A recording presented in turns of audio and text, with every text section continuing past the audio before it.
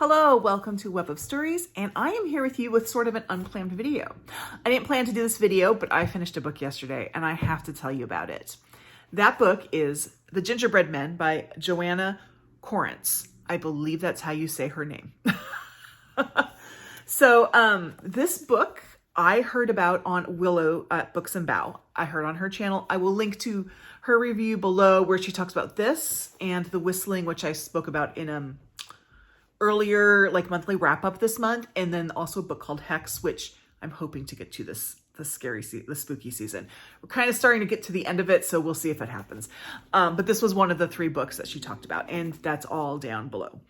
And this one is Gothic horror. That's kind of the umbrella it falls under. It's not an incorrect umbrella at all. If you like Gothic horror, you'll like this book.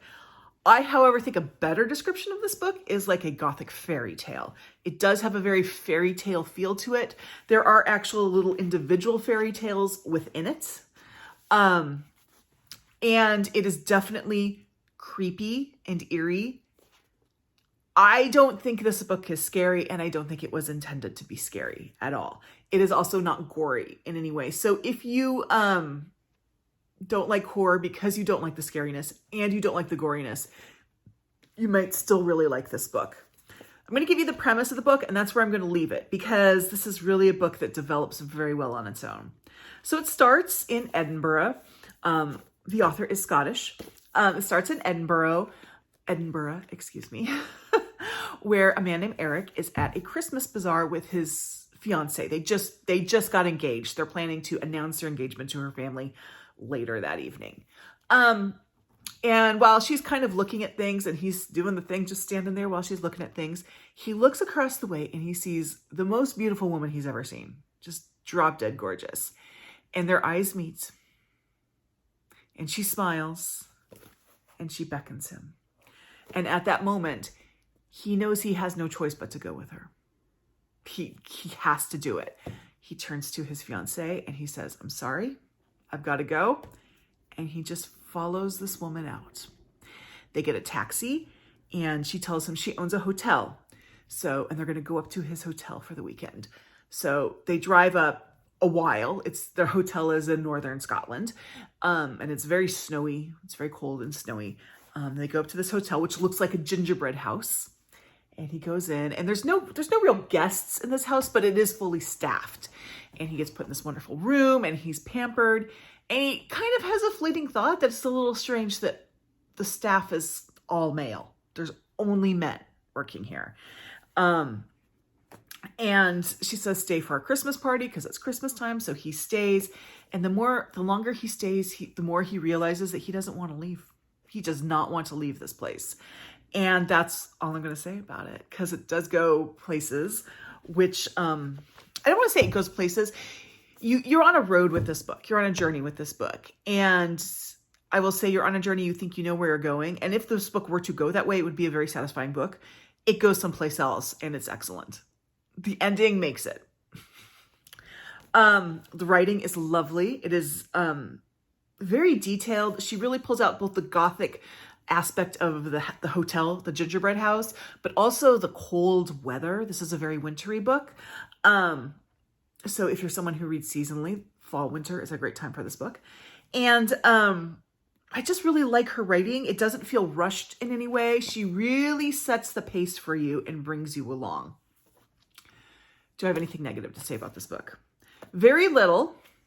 I do have one little negative thing though, and it really has nothing to do with the writing or anything.